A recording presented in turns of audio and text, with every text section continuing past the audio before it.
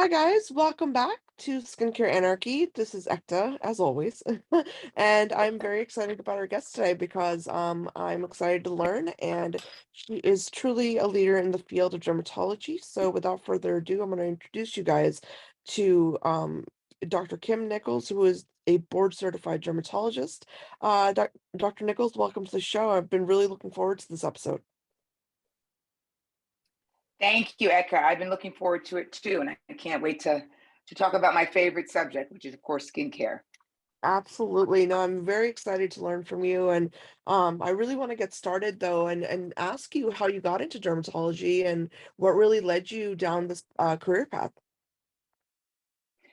Yeah, well, I mean, I've always wanted to be a doctor. I mean, I was one of those kids who, watched the doctor shows, and even at 6 and 7 was already planning my path. But I really didn't know exactly what I wanted to do. And then by med school, I was really interested in plastic surgery. I liked the fact that it was kind of transformative, but yet hands-on, could really change people's lives in a way, increase their confidence. And then finally, I was in med school. I was on my rotations the third year, and I was sitting in surgery rotation as a med school student in the hospital at 3 o'clock in the morning. And there was a couple plastic surgeons in there doing like an emergency treatment. And I was like, okay, that's probably not the lifestyle I want.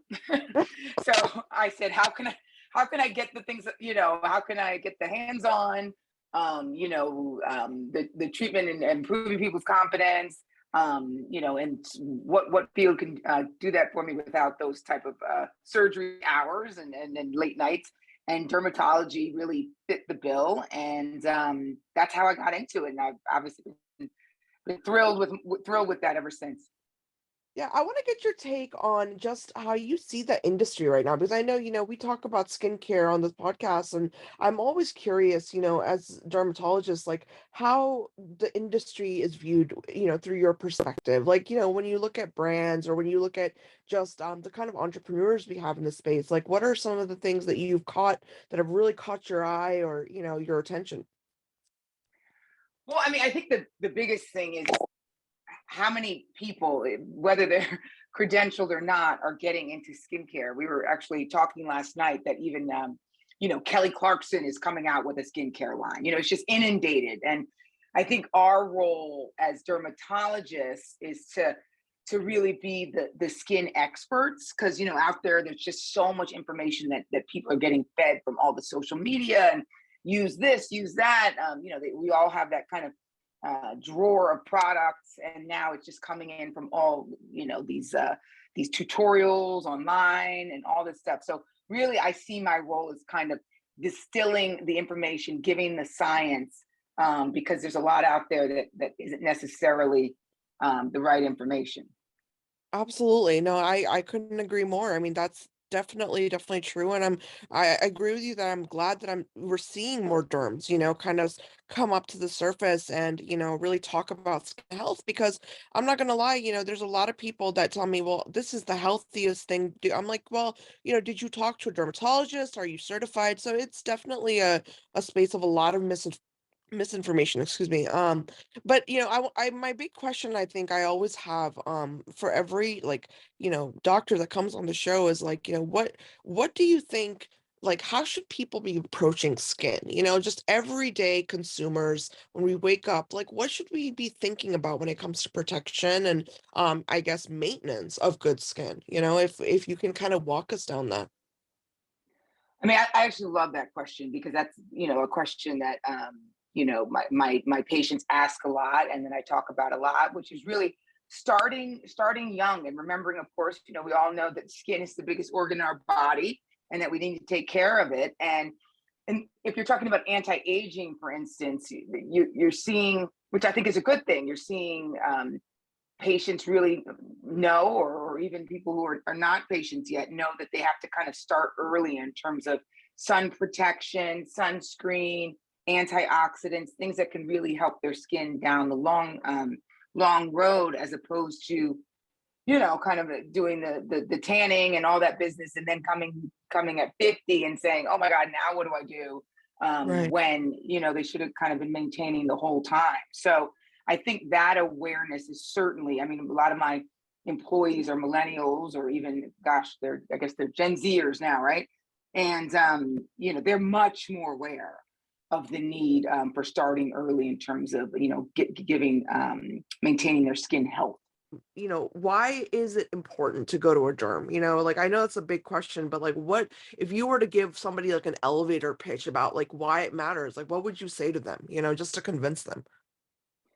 I mean, I think the biggest thing I would say is that we're the experts, and you really want to go to somebody who can break down exactly what your particular skin needs. See, one of the things that bothers me a lot about these TikToks and these other things is that they're just bundling everybody into one group and saying, okay, this is what you need to do. Like, this is the cure. This is how you get rid of acne. Meanwhile, Yeah. not even seeing the person or touching the person. Dermatology is a very hands-on, type of field where I need to see your skin, I need to touch it. And so the fact that these people are getting information that they're actually taking and doing without having anyone actually examine their skin tends to be the scary part. And of course, oftentimes I see the end result, which can lead to scarring and all these other things that we then need to help them to correct. So, I'm happy to see that some of my patients and some of the mothers and fathers are bringing their kids in even at 11 and 12 when they're starting to break out, so that they can get them on a good regimen without them going out, these kids going out and starting to try all these different things that they see on the internet. Yeah, absolutely. I think teenagers are definitely getting into more with like the skincare aspect and stuff. So I definitely hear you there. So that kind of leads me to ask you is like, for example, there's a lot of controversy, I think, around like, prescription medications for common dermatology, I guess, so things that people come to dermatology like acne, rosacea, eczema. What is your approach with patients? Is it really because, I think it's time to debunk this myth, right? That if you go to a dermatologist, they're going to automatically put you on Accutane. I mean, that's just not true. Right. People analyzed and you're going to be, talked to, and every patient is different. So I want you to talk to us about that, the process of, like what goes behind if a teenager or somebody comes to you with acne, like what's your process? Obviously, you examine their skin, but in terms of like prescribing things, do you integrate skincare into your prescriptions, or how does that work for you? I'll tell you, and unfortunately, dermatology got a bad rap because back in the day, and not even that long ago, a lot of times, right, you'd walk into a derm office, you'd get a quick examination, you get a prescription. It might not even be the appropriate thing for you. Whereas in my office, we're very much of a boutique place where we approach patients in a holistic manner. So, Yeah. after the examination, it's not just about if they need a prescription, it's about let's start with what's appropriate for your skin in terms of a good skincare regimen. What are you eating? What's your lifestyle like? What procedures or things that we can do to augment what we're going to do with the skincare. So it's not simply throwing, a prescription at a patient and then saying, I'll see you in 6 months. We take them through the journey, because what happens so many times is that patients who we're just kind of given these prescriptions and then kind of put out the door, they have no idea how to Yeah. use these things. They don't have no idea how to really take care of their skin in general. So my approach is definitely a holistic one. What are some of the things that consumers and patients should be looking for when they're going for an aesthetic procedure? What are some of the red flags, I guess, that we can look out for? Yeah, I mean, and this is something I preach about all the time at conferences and other things, and on social media. I would say the number one thing is go to a board certified dermatologist or plastic surgeon or physician or somebody who really knows what they're doing and knows the anatomy. Because remember, these things aren't innocuous. Fillers done by the wrong person who doesn't know what they're doing and doesn't know the actual anatomy of the face and the body can lead to very bad consequences, even Right. much worse than just having a fat lip or looking overdone. I mean, we're talking about actual necrosis or problems that can lead to real big things, and if it's gone wrong. So I would say that's the first thing. Go to a person who actually is a medical provider who knows what they're doing. And remember, every state is different, but there are states where it's the Wild West.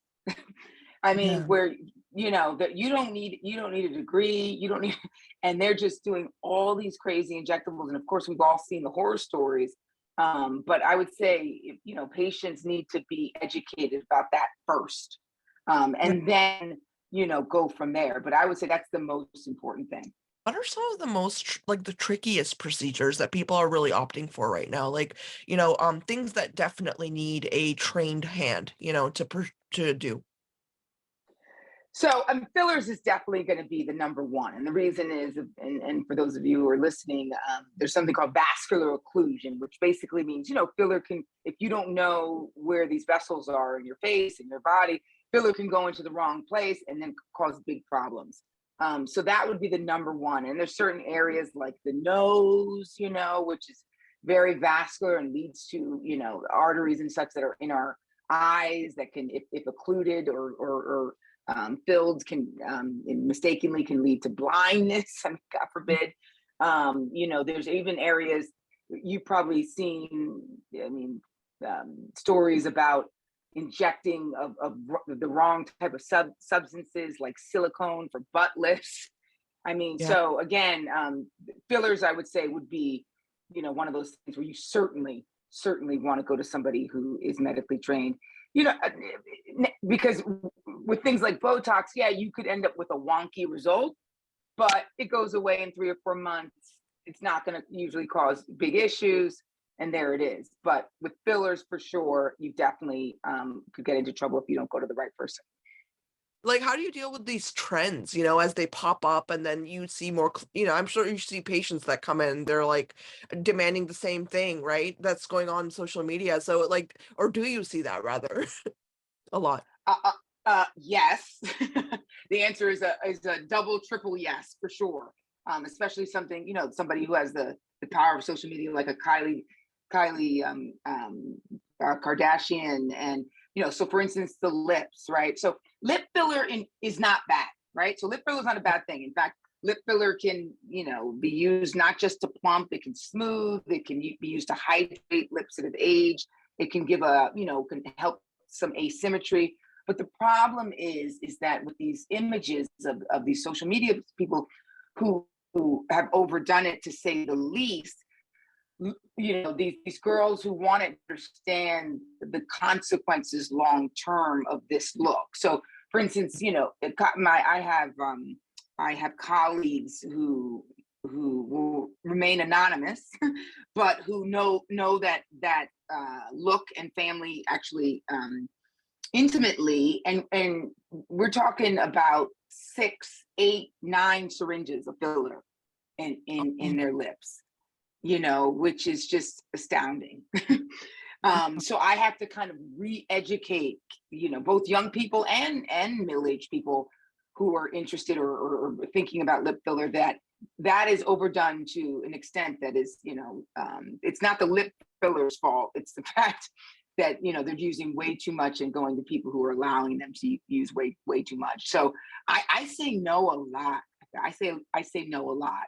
And one of the big things I'll do is also, for instance, in lip filler in general, you have to go slow and steady, yeah. because studies have shown that even after a year, 50% of filler is still in the lip. But yet patients want more and more and more. And that is actually what leads to something called lip migration, which is, where it actually moves away from the lips and goes into the areas around. And that's oftentimes, if people get too much too quickly, they get that ducky lip that everybody sees on, on social media and on television that happens. And that can be hard to reverse. So Yeah. it's really an education process. I want to ask you because I know when you went on to the Today Show, you had like, 6 mistakes that we make with our skincare and skin Yes. health. And I would love for you to kind of expand on that a little bit. I mean, I know you mentioned things like, for example, the use of SPF indoors and outdoors, and then only concentrating on our face. I want you to talk to us about, these kind of topics and what your suggestion is when we approach buying over-the-counter treatments. So, if I'm somebody like I'll take my example. I'm in my mid 30s, and when I'm approaching my skincare, what areas should I also be concentrating on other than my face? Well, one thing, when I was on that clip, I talked about this last year was the year of the neck, right? And Yeah. because we've all been so concentrated on our face, and which is great, to start. But again, then it ends up where the neck skin is actually more vulnerable. It's thinner, more vulnerable to environmental and skin sun damage. So people really weren't thinking about that. I mean, you see people on the beach, right? They'll Yeah.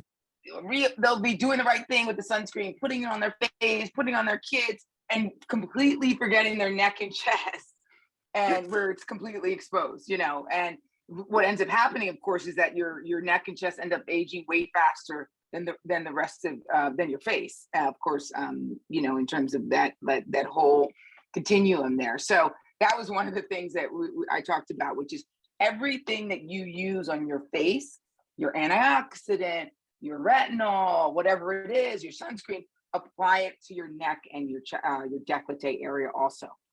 Now, since it is Skin Cancer Awareness Month, I really want to ask you about things that we should be on the lookout for. I think, a lot of people are now coming into this understanding that skin cancer is one of the most prevalent cancers in the world, the non-malignant type. And I feel like, just knowing that we need to be, I guess, more self-aware. So if you could give us some advice on, just how they tell you as women, like always do your own self breast examinations, just make sure you're keeping up. What are some things we can do to always keep an eye on our skin, and any changes we should always look out for and go to a dermatologist for? So that's one of my favorite questions. And of course, May is Skin Cancer Awareness Month. Yeah. And the first thing is to over the age of 20, it's recommended that you get a full skin a mole check or exam every year. And that should be increased to every 6 months if you're somebody maybe that has a lot of moles or nevi, or has a family history of skin cancer. So that's of course the number one. And then remember the thing about moles and such, and looking at them or changing, is a lot of areas you can't see. So Yeah. having whatever having your mother or significant other help you in doing those skin checks, because sometimes it can be harder, of course, to look at your back, as opposed to looking at your breast for a self breast exam.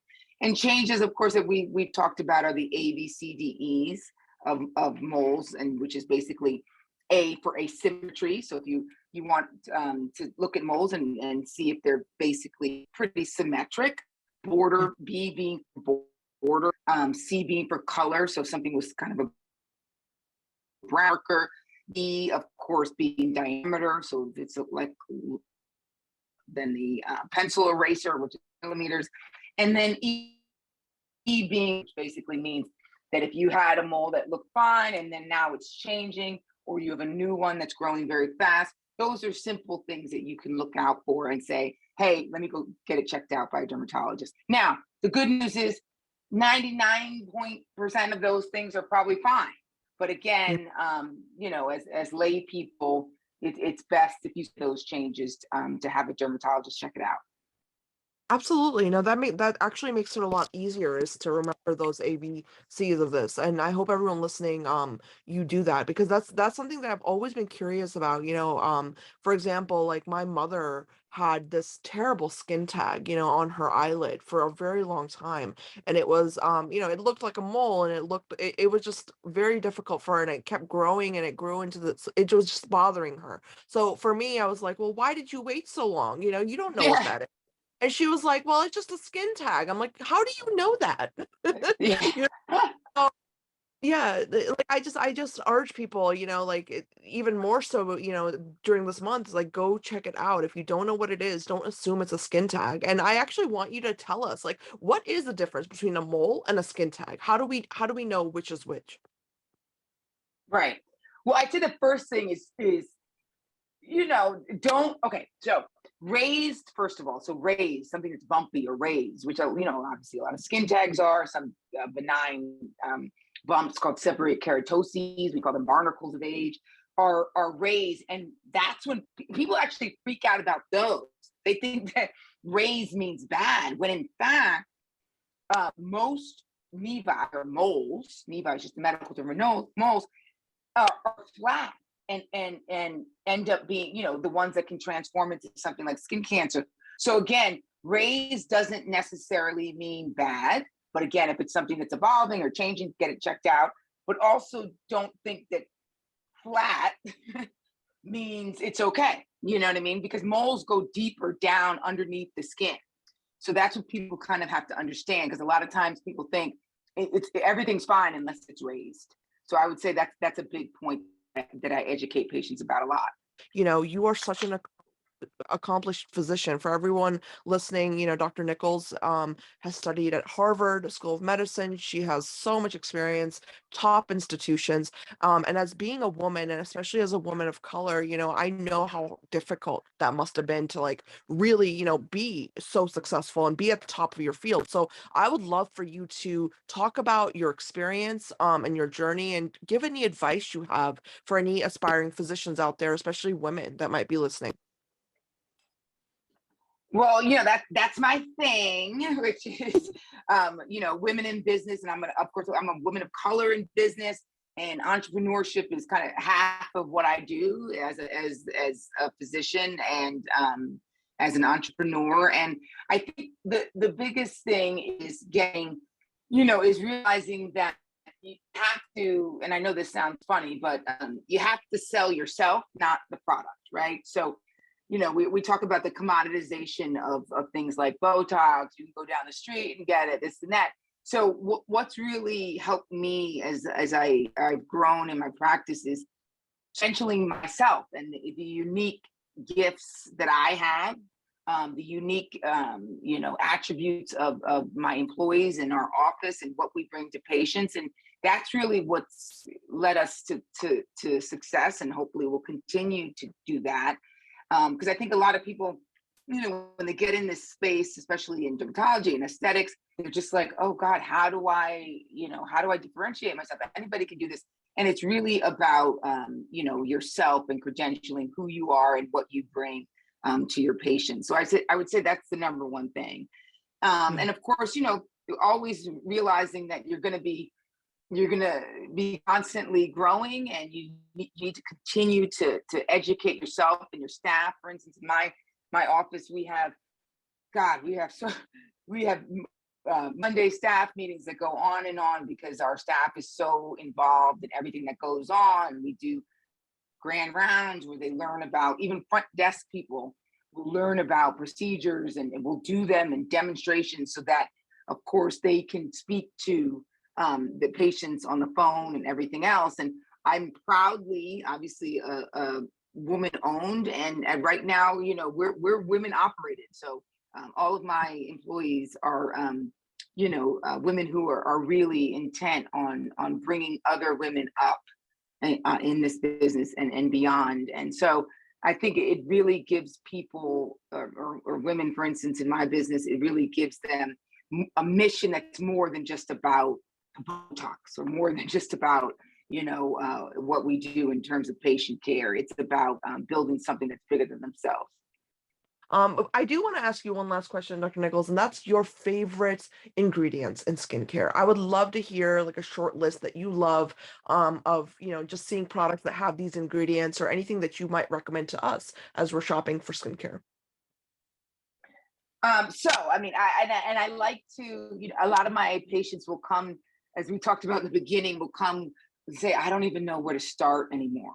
Because so it's either the patient who's been inundated by information, maybe that's the younger patient seeing all this stuff on social media and TikTok and all this stuff, or it's the patient like my age who's like, you know what, I've done it all. I have this drawer full of stuff that I don't even use anymore. I don't know what I'm supposed to use. So I really try to kind of pare it down to what's the most important thing, or the most important ingredients. So number one, of course, is sunscreen, right? And I know it sounds boring, but using sunscreen every single day, even if you're working at home, in front of a blue light of a computer. Number one, most important, vitamin C and E, antioxidant. Number two, every single morning, because it's going to protect you from the environmental damage that we're being, blasted with every single day.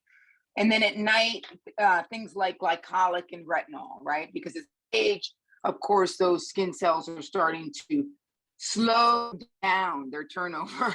So we need things that are going to help to speed that up again. So I call it the trifecta, but that really is, those are the three number one products that I say should be the basis of anyone's skincare regimen. If you can do more than that, great. But we're all working hard, we're tired, we're moms, we're owners of businesses, this and that.